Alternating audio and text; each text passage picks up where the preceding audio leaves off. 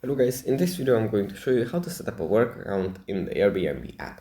But before that, don't forget to subscribe and leave a comment down below because at 10,000 subscribers I'm going to show you my whole YouTube revenue statistics and growth strategy. So without further ado, let's just jump right into it. First we have to open up the Airbnb app. And here it opens up in the explore page where we have some offers, some rooms and houses.